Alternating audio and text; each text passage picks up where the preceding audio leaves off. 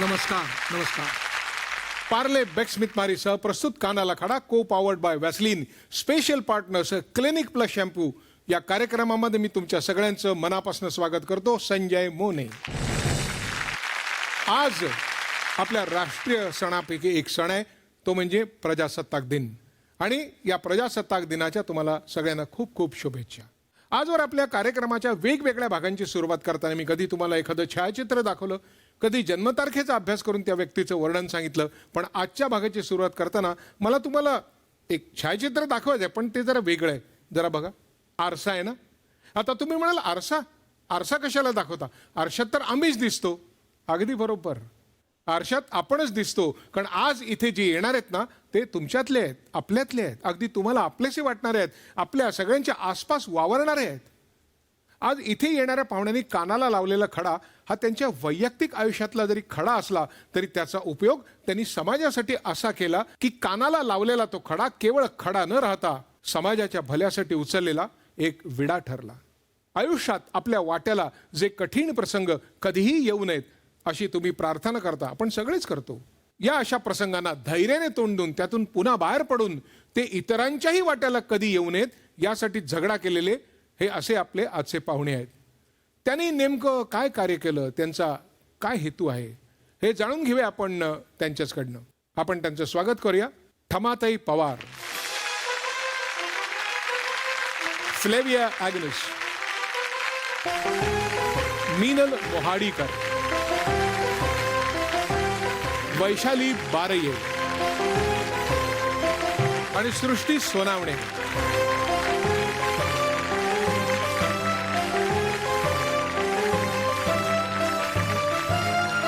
आपल्या सगळ्यांचं स्वागत असो इथे. त्यांनी नेमकं काय कार्य केलंय, त्याची व्याप्ती काय आहे, त्याचा धावता आढावा आपण घेऊया एका चित्रफितीद्वारे. मात्र त्यातला संदेश सगळ्यांचा अगदी समान आहे, तो म्हणजे मी आता थांबणार नाही. उपेक्षेची लांबच्या लांब कोर्ण ओलांडायला शतकं लागली. बोचऱ्या नजरांचे बाभूळ काटे त्याचीच शेवटी वहाण झाली. तुम्ही माझ्या ज्या रात्री जाळल्या तिथल्याच चांदण्यांची राख घेतली मी, आणि रोज वाढणाऱ्या भिंतींवरनं परडीत स्वातंत्र्याची फुलं वेचली मी.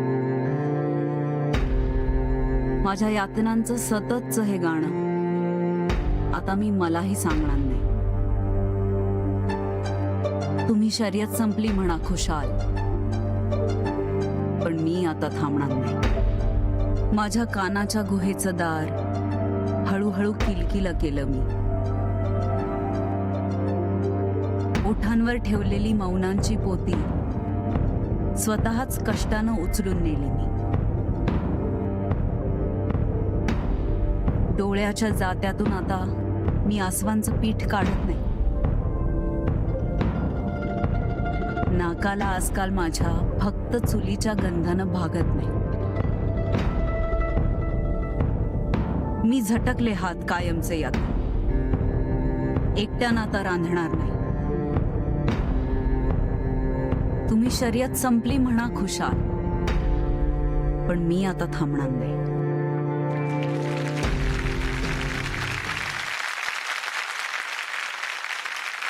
काही वर्षांपूर्वी झी मराठीवरती एक मालिका सुरू होती, उंच माझा झोका. ही मालिका न्यायमूर्ती रानडे यांच्या पत्नी रमाबाई रानडे यांच्या जीवनावरती आधारित होती. त्यानंतर अशा काही स्त्रिया आहेत ज्यांनी काही दैदिप्यमान कामगिरी केलेली आहे, त्यांच्या सन्मानार्थ एक पुरस्कार सुरू झाला होता, उंच माझा झोका. आजच्या आपल्या सगळ्या पाहुणे आहेत या उंच माझा झोका या पुरस्काराच्या विजेते आहेत. मी तुमच्यापासून सुरुवात करतो. ठमाताई पवार. लोक पाटीवर मुळाक्षरं गिरवतात, धुळाक्षरं गिरवतात आणि शिक्षण घेतात. तुम्ही पिठावरती पिठाक्षरं काढलीत, तिथून सुरुवात केलीत. आपण साक्षर नाही, आपण अशिक्षित आहोत, याचा खूप राग आला होता तुम्हाला. हा राग येणं हेच खूप महत्त्वाचं असतं. त्याची जाणीव होणं हे खूप महत्त्वाचं असतं. ही जाणीव तुम्हाला कधी झाली, कशी झाली, आणि त्या प्रवासामध्ये किती तुम्हाला कष्ट झाले, किती कानाला खडे लावायला लागले, हे सगळं सांगा. मी अजिबात अडवणार नाही. खरं म्हणजे जे म्हणतात की कानाला खडा लागल्याशिवाय माणूस पुढं पाऊल उचलत नाही, तर माझ्या बाबतीमध्ये तेच घडलेलं आहे की मी जेव्हा जे आपले वनवासी कल्याण आश्रमाचे जे आश्रम शाळा चालू आहेत, मुलांची वसतिगृह चालू आहेत, त्या वसतिगृहात कधीही म्हणजे असं सामाजिक कार्य करावं असं कधी स्वप्नातही नव्हतं माझ्या. पण तिथं मी भाकरी करायला म्हणून आले, पोटासाठी काम करायला म्हणून आले. आणि मग काम करता करता असं लक्षात यायचं की अनेक लोक तिथे यायची आणि हा समाज कुठेतरी भरकटलेला आहे, अज्ञान आहे, अंधश्रद्धा आहे, व्यसनाधीन, अशा सगळ्या समस्या होत्या समाजाच्या पुढं. कारण मी त्याच समाजाची होती, त्याच्यामुळं मलाही त्याची जाणीव होती. तर मला एक जे म्हणतात की कानाला खडा लागल्याशिवाय माणूस पुढचं पाऊल उचलत नाही, तर माझ्या बाबतीमध्ये तेच घडलं होतं. मी एका गावाला चालले होते, मी आश्रमामध्ये भाकरी करायला येत होते, पण कधी मी शिकावं, कारण मला तेव्हा 2 मुलं झाली होती. कारण मुलगा माझा 5 वर्षाचा होती, मुलगी 3 वर्षाचा होता. असं माझं एकूण कुटुंब होतं. घरी सासूबाई होत्या, माझे मिस्टर होते, असं सगळं होतं. माझं माहेर जे होतं ते बीड म्हणून आहे, कर्जत तालुक्यामध्ये. आणि मला जायचं होतं बीडमध्ये आणि मी पनवेल गाडीत बसले. गाडी बऱ्याच लांब गेली आणि मग तेव्हा तो कंडक्टर आला आणि त्यांनी मला विचारलं तिकीट. तर म्हटलं मला बीडचं तिकीट द्या. तर ते कंडक्टर मला खरंच म्हणजे एवढं अगदी ह्यांनी बोलले की काय बाई येडी आहे म्हणे, तुला कळत नाही का ही गाडी पनवेलला चालले आणि तू बीडचं तिकीट कसं काय मागते, तुला एवढं कळलं नाही का. तर म्हटलं मला वाचता येत. ते सगळे गाडीतले लोक खूप हसायला लागले आणि तेव्हापासून मला असं एक अगदी खरंच मी कानाला खडा लावला की तेव्हापासून असं वाटायला लागलं की माझी जर ही परिस्थिती झाली तर माझ्या समाजाची काय होत असेल. तेव्हा वाटायला लागलं की आत्ता खरंच हे जे माझ्यासमोर जी घटना घडली ती घटना अगदी मी सुरुवात केली पाहिजे. आणि तेव्हापासून मी अगदी जमिनीवर अक्षरं काढायला, मग परातवर पीठ घेतलं, पाण्याला आदनेस्तवर पिठावर अक्षरं काढायला, किंवा घरी गेले की त्या काकू एका फुटक्या पाटीवर लिहून द्यायच्या. आणि घरी गेले की घरातलं सगळं काम उरकून मी त्या रात्री मुलांचं हांतरून टाकून दिलं की मग ती एक बत्ती असायची राखेलची, त्या बत्तीवर अक्षरं करत गिरवायची. अगदी अक्षरं ते गिरून गिरून खूप मोठं करायचे.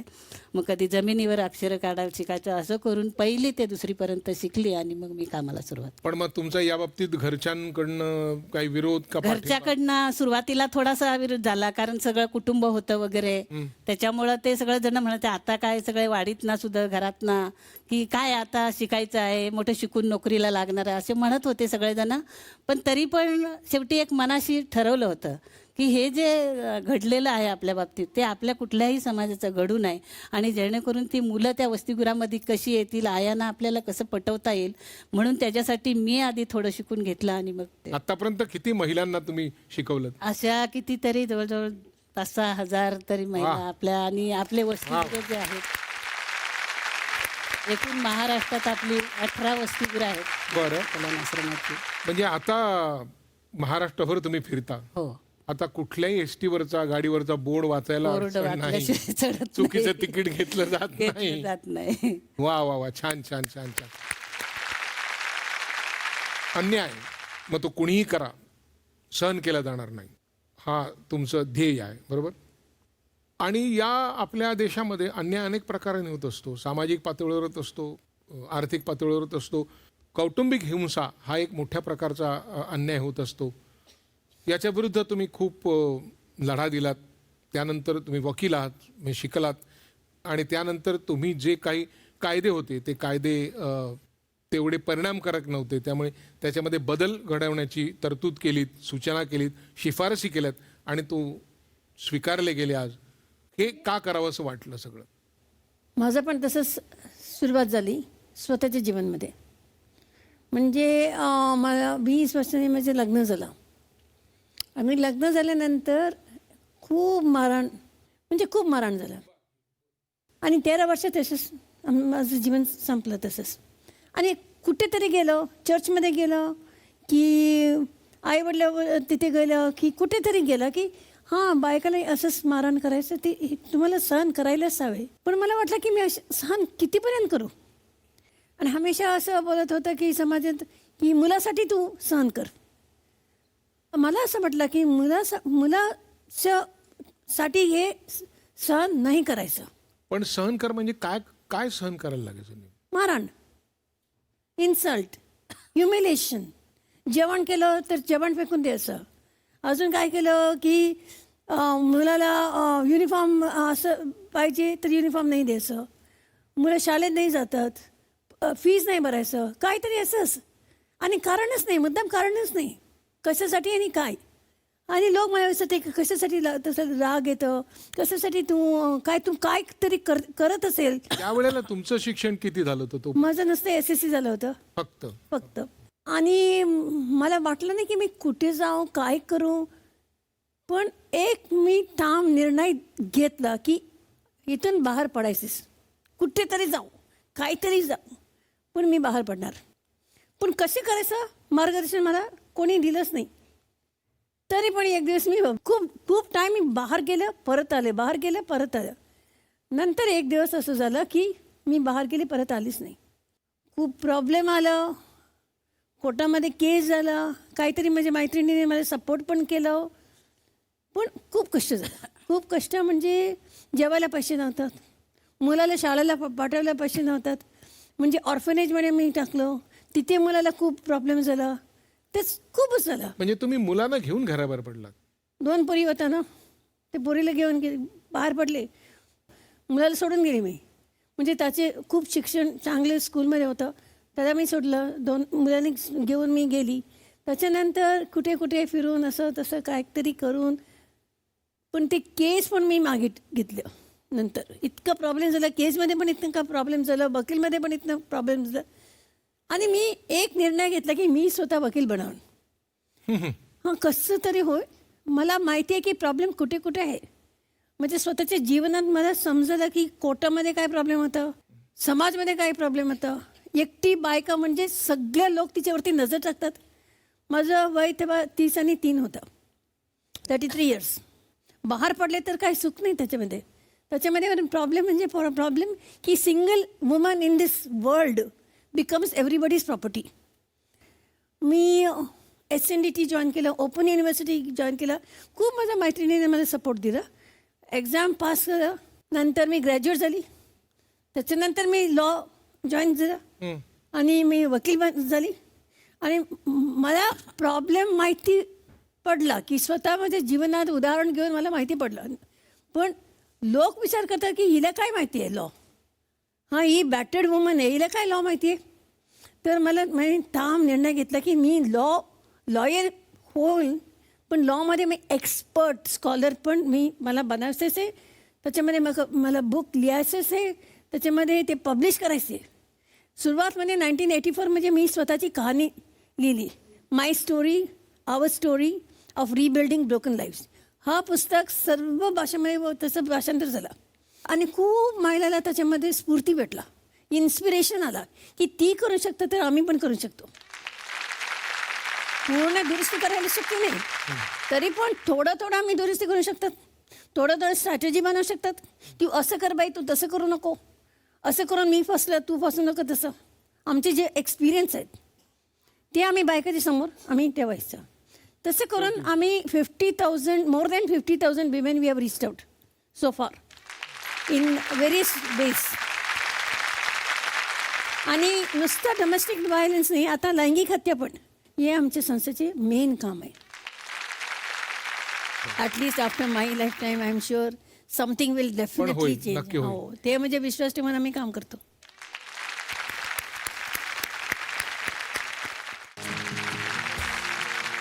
स्त्रियांनी शिकावं, स्त्रियांनी निडर व्हावं. आणि त्याच्या पुढचा भाग म्हणजे समाजामध्ये स्त्रियांनी स्वतः मानाने जगण्यासाठी काहीतरी करावं.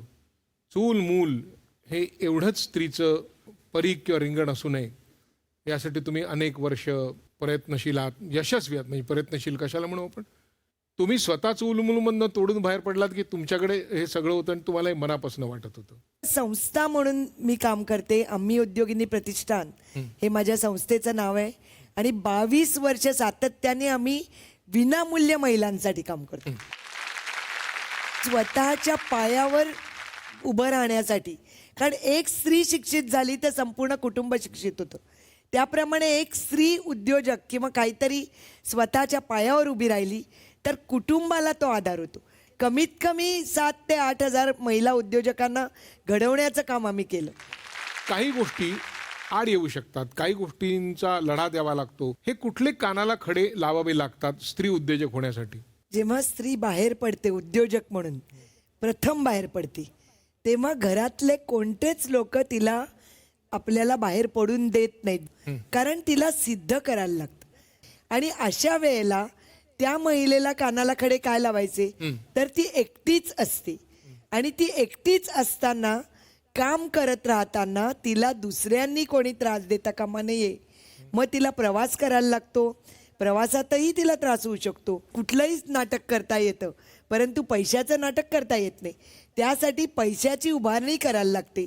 आणि त्यासाठी सुद्धा काही वेळेला, रादर बऱ्याच वेळेला सिद्ध करेपर्यंत घरातून परवानगी नसते. जेव्हा तुम्ही सिद्ध करता तेव्हा घरातले लोक तुमच्या बाजूनेच येतात, परंतु सिद्ध करेपर्यंत फायनान्शियल पोझिशनसाठी तिला झगडायला लागतं. आजपर्यंत साधारण किती उद्योजकांना तुम्ही महिला उद्योजकांना गुरुमंत्र दिलात, हुरूप दिलात? 8 ते 10 हजार महिला आरामात. त्यातल्या अत्यंत तुम्हाला असं अगदी चटकन zero to- आठवतील सांगते ना. अशा कोण 2-3 आहेत अशा? सांगते ना, 0 टू हिरो बनलेल्या उद्योगिनींची नावं सांगते. जी महाडमधली एक आमची उद्योगिनी आहे, आणि महाडमध्ये तिच्या पतीचं निधन झालं होतं. त्यावेळेची गोष्ट 30 वर्षापूर्वी किंवा 35ही असेल. त्यावेळेला पतीचं निधन झालं होतं, पतीचा उद्योग होता, परंतु महिलेने उद्योग करायचाच नाही. त्यामुळे तिच्या सासरकडच्यांनी तिला सांगितलं, शीला तिचं नाव, तिला सांगितलं सगळं आवर आणि सासरी निघून ये. 2 मुली पदरात होत्या, परंतु त्यावेळेला तिच्या आईने तिला मदत केली. जसं मी म्हणते की महिलाच महिलेला मदत करू शकते. शीलाला तिच्या आईने सांगितलं, त्या 2 मुलींना घे आणि पाठीमागच्या नदीमध्ये उडी मार. तिला कळे ना, आईने हा निरोप पाठवला. खरी मुलीला. गोष्ट सांगू, मुलीला. तिचा पती निधन म्हणजे तिच्या डोळ्यासमोर पतीची हत्या झाली होती. शीलानी गावाच्या बाहेर घर बांधलं. रक्षाबंधनचा दिवस होता, आणि रक्षाबंधनच्या दिवशी रात्री दरवाजा वाजला. संध्याकाळी दरवाजात नक्कीच भाऊ असणार, म्हणून न बघता तिने दरवाजा उघडला. दारामध्ये दरोडेखोर होते. दरोडेखोरांनी पैशाची मागणी केली, सोन्याची मागणी केली, जे काय होतं ते दिलं. पण दिल्यानंतर अजूनही त्यांना हाव होती. अशा वेळेला शेवटी पुरुष घरात होता, नवरा घरात होता. नवऱ्याने थोडासा प्रतिकार केला. तिच्या डोळ्यासमोर तलवारीने कापलं गेलं. नवऱ्याचं निधन झालं होतं, 2 मुली पदरात होत्या. आई निरोप पाठवते, तू त्या 2 मुलींना घे आणि पाठीमागच्या नदीमध्ये जीव दे. कारण तिचं म्हणणं आहे, असलेला उद्योगच पुढे कर. म्हणजे मी त्या आईला खरोखर 100 पैकी 200 गुण देईन. कारण काय, नुसती एवढेच बोलून थांबली नाही, तिने तिच्या बहिणीला मदतीला पाठवलं आणि बहीण तिच्याबरोबर राहिली. आता व्यवसायाची खरोखर इतका सुंदर व्यवसाय, म्हणजे कित्येक कोटीमध्ये तिचा व्यवसाय आहे. असं कोणी नाही ना भेटलं की जिच्यापासून कानाला खडा लावून पुन्हा एकदा विचार करावा की आपण हे करतोय ते. कारण नाही. चांगली माणसं, वाईट माणसं नेहमीच भेटतात. बऱ्याच लोकांचे असे पण फोन असतात की मला उद्योग सुरू करायचा आहे, मला फायनान्स पाहिजे. फायनान्स हा अवेलेबल आहे, गव्हर्नमेंटच्या कितीतरी स्कीम्स आहेत, पण तुम्ही उद्योग तर सुरू करा. बऱ्याच वेळेला कोणाला मदत केली XYZला, तर तो माणूस पैसे दिले नाही तर आय एम रिस्पॉन्सिबल. त्यामुळे पैसे देताना सुद्धा आम्हाला सुद्धा विचार करून द्यायला लागतात. कारण नाहीतर बँक मला विचारेल. बँकेच्या योजना आहेत, परंतु कानाला खडा का म्हणते की कधीच एका दिवसात तुम्ही करोडपती बनत नसता. आणि कष्ट करून कुठलीही गोष्ट करताना सातत्याने, मी म्हणेन की आज हिने हे केलं म्हणून मी ते केलं, उद्या तिने ते केलं म्हणून ते केलं, चुकीचं आहे. कुठल्याही गोष्टीला सातत्य लागतं, कष्ट लागते, मेहनत लागते, आणि घरातल्यांचा सगळ्यांचा सपोर्ट लागतो. आपण नेहमी म्हणतो की सगळं स्वच्छ पाहिजे, साफ पाहिजे, सगळं छान पाहिजे. आणि यासाठी काही लोक खूप जीवाची बाजी लावतात. वेळेला आपल्याला स्वच्छ वातावरण, स्वच्छ परिसर मिळावा म्हणून अनेक कष्टाची कामं करतात. त्याला कधी कधी वेळ नसते, कधी काळ नसतो, त्यांना काय काय श्रम करावे लागतात, त्यांना काय काय दिव्यातनं पार पडावं लागतं. याबद्दल आपण तुमच्याकडनं ऐकूया थोडंसं. मी वैशाली बारे. मी पुणे महानगरपालिकेमध्ये सफाई कामगार म्हणून आहे. सुरुवातीला मी हे सफाईचं काम करेल असं कधीच वाटलं नव्हतं. कारण माझी आई ही एक सफाई सेविका आहे. पण लग्नानंतर माझी आर्थिक परिस्थिती व्यवस्थित नसल्याने आणि 2 मुलं पुढे वाढवायची असल्यामुळे म्हणजे एक प्रायव्हेट कामामध्ये जास्त काही पगार वगैरे काही नाही. त्याच्यामुळे आईने असं डिसिजन घेतलं की माझी नोकरी मी तुला लावेल म्हणून. मग आईच्या ठिकाणी मी कामाला लागले. पहिल्या दिवशीचा दृश्य खूप जास्त भयानक होता. कारण कधी कल्पना केली नव्हती की माझ्या हातात खराटा असेल किंवा बादली असेल.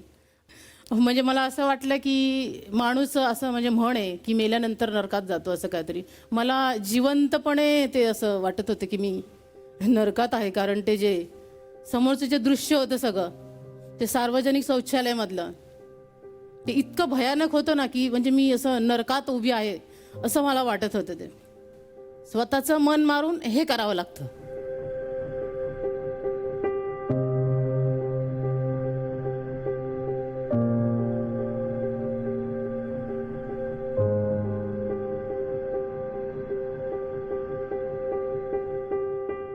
खूप घाणेरड्या फिलिंग्स असतात. ते स्वेच्छेने कोणी करत नसतं.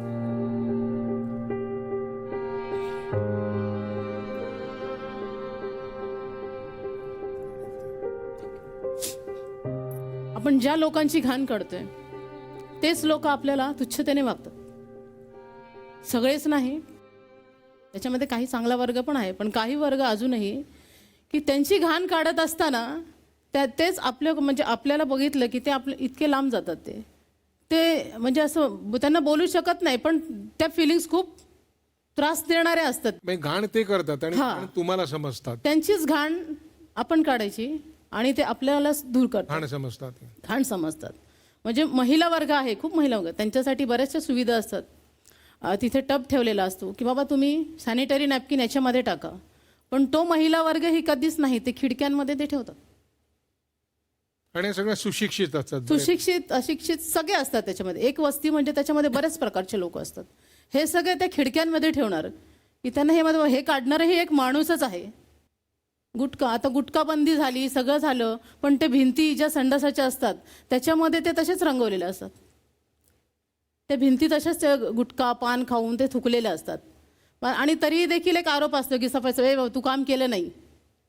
म्हणजे आत्ता जर मी साफ केलं आणि तुम्ही एक अर्ध्या तासाने बघितलं तरी पुन्हा ते चित्र दिसेल तुम्हाला. तर म्हणणं एवढंच की बाबा हे काम करणाराही एक माणूसच आहे.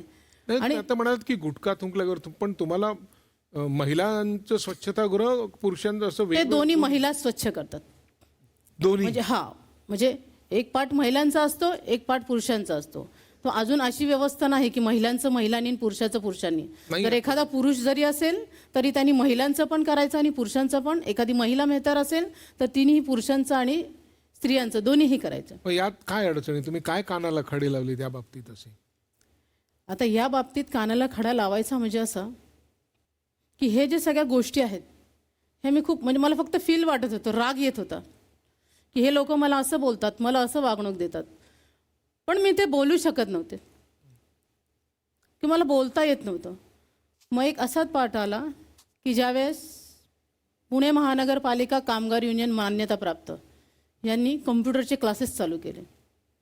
तर मला त्यावेळेस ते माझं टायपिंग झालं होतं पण मला कम्प्युटर माझ्या हाती आला नव्हता. आणि ते खास कामगारांसाठी सुरुवात केली होती. मला खूप उत्सुकता होती ते शिकण्याची. कम्प्युटर कारण मी कधीच हाताळला नव्हता. त्याच्यामुळे नाही का हे खराटा हे कधी सोडून मी कधी ते हे करते, मला खूप उत्सुकता लागली होती. त्याच्यामध्ये ती बॅचेस होत्या. मग एक दिवस मला फोन आलाच. आता तुम्ही जे हसलात तसं तुम्हाला पहिल्यांदा कम्प्युटर बघितल्यानंतर हसायला आलं असेल ना? खूप आनंद झाला होता मला. आणि मग त्याच्यानंतर हळूहळू मी युनियनमध्ये फक्त क्लासला येताना पुणे महानगरपालिका कामगार युनियन ऐकून होते. पण त्याच्यामध्ये काय चालतं काय होतं हे काहीच माहीत नव्हतं, कल्पना नव्हती काही. मग हे बघता बघता मुक्ताताईंनी 4 दिवस कामगारांचं शिबिर ठेवलं, तेही ऑन ड्युटी. मुक्ता मनोहर. मुक्ता मनोहर. हां, मुक्ता मनोहर थोडक्यात मी सांगेल की माझा पुनर्जन्म त्यांच्यामुळे झाला. बरं. कारण पहिल्यांदा मी ही कामाला जाणारी, सकाळी उठलं की उदबत्ती लावायची, आरती करायची, हे सगळं ते उपास धरायचे. हा उपास, लक्ष्मीचा उपास, अमुक उपास, खूप होतं म्हणजे धार्मिक. आणि इथे जेव्हापासून कामाला लागली कामगारांचे इतके प्रश्न आहेत आणि कामगार वर्ग म्हणजे इतका कष्टामध्ये आहे. त्याच्यामध्ये कंत्राटी कामगार आहे, कायम कामगार आहे. आता आपण 26 जानेवारीचं बोलतोय, तर 26 जानेवारीला सगळे लोक सगळं म्हणजे झेंडा फडकवणार, तिथे सलामी देणार, परंतु आमचा कामगार वर्ग हा सगळा साफसफाई करत असणार आहे. मग त्यांना नाही का प्रजासत्ताक दिवस आहे तर मग त्यांचाही अधिकार आहे की त्यांनी, सगळ्यांचं आहे. पण तो कधीच नसतो. तो दिवाळी असो, होळी असो, काही कुठलाही सण असो, ते फक्त सकाळी येणार आणि तुमच्या लोकांचं सगळा परिसर स्वच्छ करून देणार, आणि तरीसुद्धा तुम्ही त्यांच्याकडे तुच्छतेनेच बघणार. आणि शिवाय संध्याकाळी परत ते पडलेले झेंडे उचलायला लागतात ते वेगळे. हा, ते वेगळे. आणि मग कामगार युनियनमध्ये गेल्यानंतर समजले की बाबा की आपण सुरुवातीला मी खूप संकोच करत होते की मी बाबा नोकरीला आहे, मी जर बोलले तर काय होईल, मी बोलले तर काय होईल, पण शेवटी मी बोलले. आणि मी बोलले ते ह्या झी मराठीच्या स्टेजवरती बोलले आणि सगळं बोलून टाकलं. आणि त्यावेळेस मला खरंच मोकळं वाटलं की मी बोलले. मग असं माझ्यासारखंच बाकीच्या लोकांनीही बोलायला पाहिजे, त्यांचे प्रॉब्लेम सांगायला पाहिजे, तर त्याच्यावर सोल्युशन निघेल काहीतरी. पण तुम्हाला प्रतिसाद कसा मिळाला त्याला, तुमच्या आवाहनाला? प्रतिसाद मिळाला म्हणजे लोक आता बऱ्याचपैकी येतात. काही झालं तरी ते तक्रारी नोंदवतात आपल्या युनियनच्या ऑफिसला येऊन की बाबा ताई आम्हाला त्यांच्या जे काही प्रॉब्लेम्स असतात, तिथे एक सिस्टीम आहे की बाबा तुम्हाला काय प्रॉब्लेम असेल तर तिथे तक्रार. पण बऱ्याच प्रमाणात लोक येतात, म्हणजे येऊन ते त्यांचे समस्या मांडतायत आणि त्याच्यासाठी आम्ही लढतोय. आणि ही प्रेरणा मुक्ताताईंकडून आली. आणि मोठ्या कानाला खडा लावायचं मी हे सांगते, मी मगाशी जसं तुम्हाला सांगितलं, मीही पहिले धार्मिक होते, कुणी असेल त्याच्यावर आक्षेप नाही, पण ह्या गोष्टीतून खूप म्हणजे लाभ. म्हणजे ताईंबरोबर काम करताना दाभोळकर सरां म्हणजे त्यावेळेस मी नव्हते, पण त्यांचे विचार किंवा ते शिबिरं घेऊन म्हणजे ह्या पूर्ण गोष्टीच्या पलीकडे म्हणजे ह्या गोष्टी पूर्ण संपलेल्या आहेत. म्हणजे धार्मिकता अमुक तमुक हे. मग जर देव आहे तर लोकांची मदत केलेली त्याला जास्त आवडेल. त्याला नारळ फोडणं, हार टाकणं किंवा बकरे कापणं किंवा कोंबड्या कापणं याच्यापेक्षा जर एखाद्या व्यक्तीला किंवा गोरगरिबामध्ये त्या देवाला जास्त आवडेल. म्हणून ह्या गोष्टीपासून खूप लांब गेले. हवा तितका कामगारांसाठी काम करायचं आणि हवा तेवढं त्यांना मदत करायची. आज प्रजासत्ताक दिन आहे. प्रजासत्ताक दिन म्हणजे प्रजेची सत्ता. अशा वेळेला प्रजेतलाच एक घटक असलेल्या माणसाला तुम्ही स्पर्शही करत नाही, तुम्ही त्यांना समाजातली एक खाण असल्यासारखं वागवता. याबद्दल प्रत्येक माणसाला शरम वाटली पाहिजे, लाज वाटली पाहिजे आणि प्रत्येकाने कानाला खडा लावला पाहिजे आणि हा विचार केला पाहिजे की आपण घाण निर्माण करतो आणि ती घाण स्वच्छ करणाऱ्या माणसाला आपण त्या घाणीसारखं वागवतो. याचा अर्थ आपण माणूस म्हणून जगायला लायक नाही. आणि जर तुम्हाला माणूस म्हणून जगावं असं वाटत असेल, माणूस म्हणून तुम्हाला ओळखावं असं वाटत असेल तर काहीतरी शिका. काही माणसं उंदराला घाबरतात, काही मांजराला घाबरतात, काही कुत्र्याला घाबरतात, काही झुरळाला घाबरतात, काही काही असे आहेत की ते प्राण्यांच्या चित्राला सुद्धा घाबरतात. परंतु काही काही लोक असे असतात की म्हणजे हे साधे प्राणी तर सोडाच, पण वन्य प्राणी ज्यांना आपण हिंस्र प्राणी म्हणतो, अशा प्राण्यांना घाबरत तर नाहीच, पण उलट त्यांच्यावर काही प्रसंग ओढवला गेला तर त्यांना मदत करतात निधड्या छातीने, निडर मनाने. काय हिंमत असेल त्यांची परमेश्वरा. तर अशाच आजच्या आपल्या पाहुणे आहेत. आपण त्यांच्याकडे त्यांचे अनुभव ऐकूया. बोला ताई. नमस्कार, मी सृष्टी सोनवणे. मी सर्पराज्ञी वन्यजीव पुनर्वसन केंद्र चालवते. एक मिनिट. सर्पराज्ञी वन्यजीव पुनर्वसन केंद्र. ह्यात कोण कोण येतं या वन्यजीवात आणि ह्याच्यामध्ये?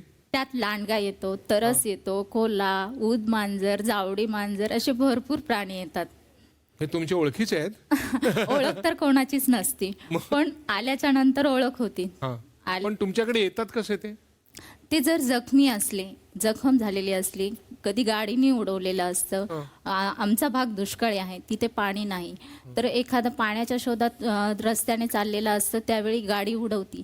किंवा पाणी नाही त्याला म्हणून ते विहिरीत पडलेला असतो पाणी पिण्यासाठी, तर तो विहिरीत पडलेला पण जखमी झालेला असतो. असे किंवा काही मातृत्वापासून दुरावलेले असते ते प्राणी आम्ही आणतो आणि त्याच्यावर उपचार करतो आणि पुन्हा त्यांना निसर्गात सोडून देतो.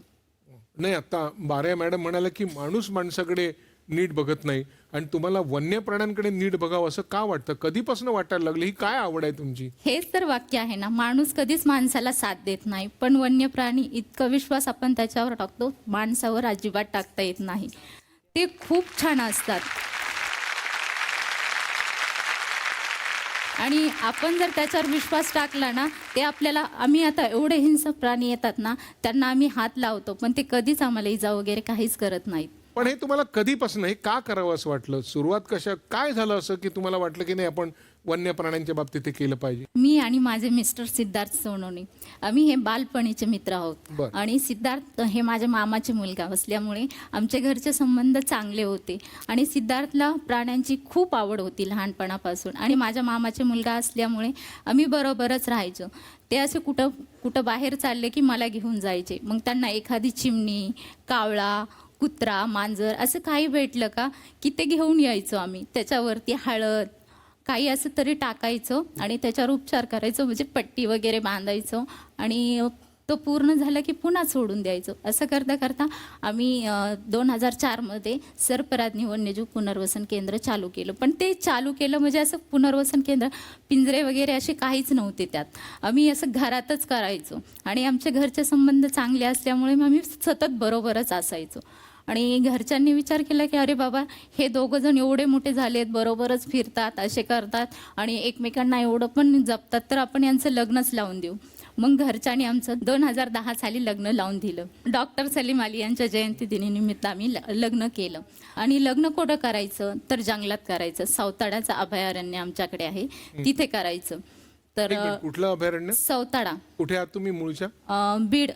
बरं. हो, तिथे. तर तिथं करायचं. तर मग लग्नात ढोल ताशा मंडप वगैरे काहीच नाही करायचा. आणि अक्षिदा म्हणून जे आपण फुलं धान्य टाकतो ना, ते पण नाही करायचं. मग माझे मिस्टर सिद्धार्थ ते स्वतः जंगलात गेले. त्यांनी बिया गोळा केल्या, अशा कितीतरी लाखो बिया गोळा केल्या त्यांनी त्यांच्या 2-3 मित्राच्या साह्याने, आणि तारीख फिक्स केली. मग तिथे आम्ही लग्न करण्याचं ठरवलं. मग आता फुलांचे हार नाही गळ्यात घालायचे. मग काय करायचं, तर सिद्धार्थने असं ठरवलं की आपण सापाची कातीन घालून लग्न करू. तर सापाची? कात असते ना, ती घालून लग्न करू. पण योगायोगाने आमच्याकडे काय झालं की आमच्याकडे एक आजगर आलं. आलं म्हणजे आमच्याकडे काका मामा येतात तसे? म्हणजे उपचारासाठी आले ना ते. उपचारासाठी? हो, ते आल्याच्या नंतर मग आम्ही त्याच्यावर उपचार केला, तो पूर्ण बरं झालं. त्याच्यानंतर एक धामण पण आली, मग त्याच्यावर पण उपचार झाले. अहो, काय तुम्ही असं पटापट सांगताय? तो पण बरं झाला. मग आता सिद्धार्थनी सांगितलं आपण जी कात घालणार होतो ते कॅन्सल. मग मी म्हटलं काय करायचं, तर म्हटले आपण ना आता गळ्यात मी तुझ्या गळ्यात धामण टाकणार, तू माझ्या गळ्यात आजगर टाकणार. तर मी म्हटलं ठीक आहे, चालेल. घरचे म्हटले आम्ही जिवंत? हो हो, जिवंतच. मग घरचे म्हटले तुम्ही जे करता ते ठीकच आहे, करा म्हटले, तुम्ही थोडी ऐकणारच आमचं. मग केलं आम्ही लग्न वगैरे सगळं केलं. आणि तिथं येणारे जे पाहुणे आहेत का, त्यांच्या हाताने 125 तिथं झाडं लावली सावताड्यात. आणि अक्षिदा म्हणून बिया टाकल्या, तिथं खूप झाडं उगवलेली.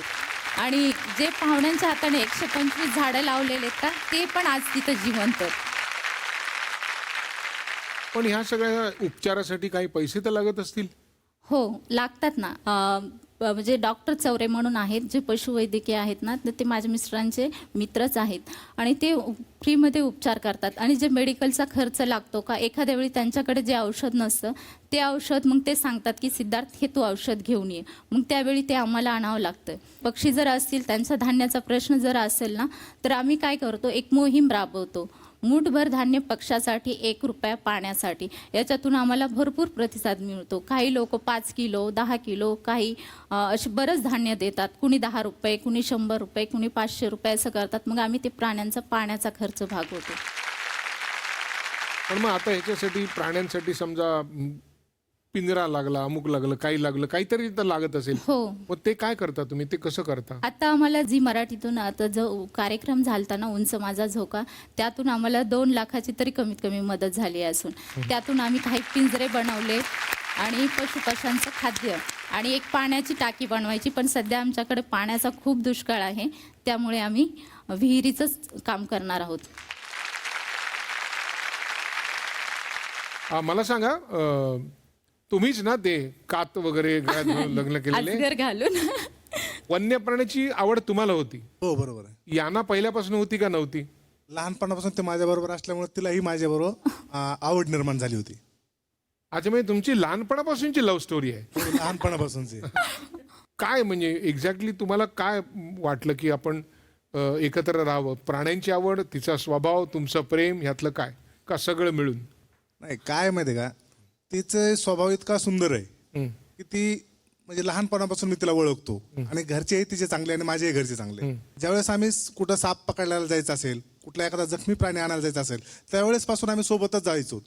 ही घरच्यालाही कळलंय की इतके जीव जर असेल एकत्र तर यांचं लग्न जर लावून दिलं तर काय बिघडतंय, हे आनंदाने राहतील. आणि आम्ही इतक्या आनंदाने राहतो की तिला कुठल्या गोष्टीची हाव नाही.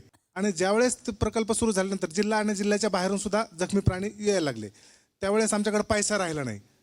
आणि पैसा तर नाही आणि काय करायचं, त्यावेळेस मी तिचं ज्यावेळेस काही दागिने होते, मंगळसूत्र केलेलं लग्नामध्ये, तेवढंच एक काही, आणि माझी एक अंगठी होती तिच्या आईवडिलांनी दिलेली, ते मोडून आम्ही आमच्या गारपेटीमध्ये जे शेड उडून गेलं होतं, जे काही सरपरातनीचं वन्यजीव पुनर्वसन केंद्र, कारण मी टेकडावर आहे आणि आमच्या तिकडं गारपीट झाली होती, ते उडून गेलं होतं, ते पुन्हा आम्ही निर्माण केलं आणि ते पिंजरे तयार केले, ते प्राण्यांसाठी खर्च केले. म्हणजे ह्या ज्या गोष्टी आहेत ह्या करत राहिलो, पण हे कुठल्या गोष्टीने काही काम म्हणून केलं नाही. ते एक आपलं कर्तव्य आहे आणि आपल्याला ते करायचंय, ते आपण पार पाडायचंय. कारण निसर्गाची सेवा करणं हे गरजेचं आहे. कारण निसर्गाने जन्म आपल्याला अगोदर दिलेला आहे, नंतर आपल्या पोटच्या आईने दिलेला आहे. म्हणजे निसर्ग ही आपली आई आहे, तिला आपण आईप्रमाणे जपलं पाहिजे. पहिलं कर्तव्य आपलं निसर्गाप्रती, कारण ती आई आहे आणि हे जपलंच पाहिजे. जर प्रत्येकाने निसर्गाविषयी जर प्रेम निर्माण केलं ना, तर निसर्गाला ढवळढवळ होणार नाही आणि हे करणं हे गरजेचंच आहे. तसं बघायला गेलं तर 5 वेगवेगळ्या ठिकाणी आहेत, पण त्यांच्यामध्ये एक समान धागा आहे. शिकलं पाहिजे. शिकल्यानंतर अन्यायाची जाणीव होते, मग त्याचा प्रतिकार होतो. ते झाल्यानंतर स्वतंत्र होण्याची एक हे येते. स्वतंत्र झाल्यानंतर आपल्या आजूबाजूचं संपूर्ण वातावरण स्वच्छ सुंदर असलं पाहिजे आणि यानंतर आपण जिथून जन्माला आलो त्या निसर्गाला आपण विसरून चालू शकत नाही. हा एक समान धागा या सगळ्यांमध्ये, आपल्या पाहुण्यांमध्ये होता. मला एक सांगा, शेवटचा कानाला खडा काय लावाल तुम्ही? एक एक एक एक आम्ही जे काम करतो, वनवासी कल्याण आश्रमाचं काम पूर्ण देशामध्ये काम आहे. महिला आम्हाला बोलायच्या की आम्हाला म्हणजे आम्ही आता उद्योग सुरू केले तर आम्हाला काही सरकारी अनुदान मिळवून द्या. तर 2-3 महिलांना आम्ही काही असे खेळतं भांडवल म्हणून गव्हर्नमेंटची काय योजना होती तर ती मिळवून देण्याचा असं प्रयत्न केला की जेणेकरून महिला स्वतःच्या पायावर उभ्या राहतील म्हणून काही सुरुवात केली. तर बऱ्याच जणींनी 4-5 जणींनी फेडले, बाकी 4-5 जणींनी फेडलेच नाही. मग सगळ्यांकडून काढून ते फेडले आणि तेव्हापासून आम्ही कानाला खडा लावला काय तेव्हापासून सरकारी योजना मिळवून द्यायची नाही की जेणेकरून हे स्वतःच्या पायावरच उभे राहिले पाहिजे. स्वतःचेच पैसे जेव्हा आपण कमवायला लागू ना तेव्हा आपल्याला समजेल की हे पैसे कमवायला काय लागतं. त्यांनी स्वतःच्या पायावर उभं राहिलं पाहिजे. त्याला मात्र बोटाला धरून उभं करायचं कल्याण आश्रम करते काम असं. लैंगिक अत्याचार, कौटुंबिक अत्याचार हे आमच्या समाजात न होणार, आम्ही त्याच्यामध्ये सगळं भागीदार होऊन आम्ही काम करायचे आहे.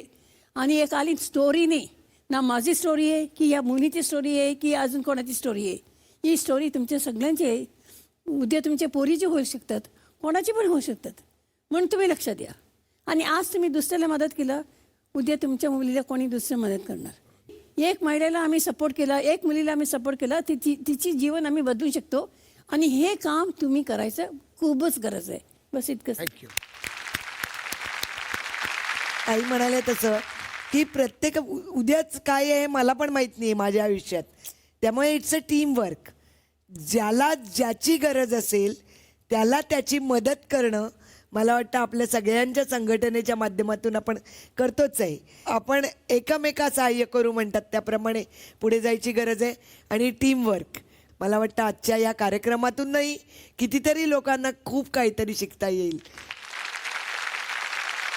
आमचा जो समाज आहे किंवा एकूण जे आहे तर मुलींवरती खूप बंधनं असतात. अमुक घालू नको, अमुक करू नको, तमुक करू नको, अजूनही आहे ते. तर हे सगळं बघून आणि ताईंबरोबर काम करून एक गोष्ट मी केली की मी माझ्या मुलीवर कुठलीही बंधनं लादणार नाही. तिला जे आवडेल ती ते करेल, तिला जे आवडेल ते ती शिकेल, तिला जे आवडेल ते ती कपडे घालणार. ते समोरच्याला जर वाईट वाटत असेल तर त्यांनी डोळे बंद करून घ्यावे किंवा नाही.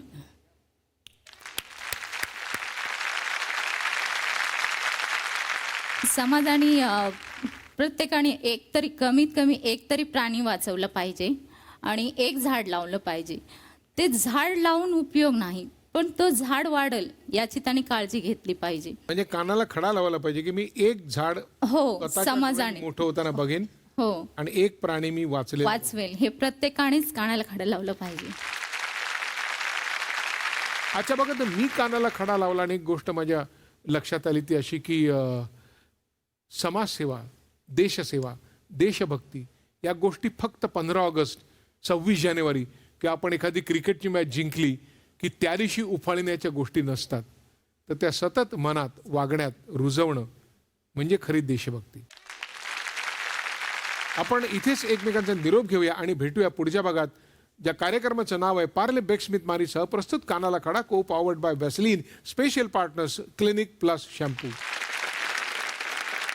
आज आपण इथे आलात आणि आमच्याशी मनमोकळा संवाद साधलात, त्याबद्दल एक छोटीशी आठवण म्हणून झी मराठीतर्फे एक प्रेमाची भेट आम्ही देतोय.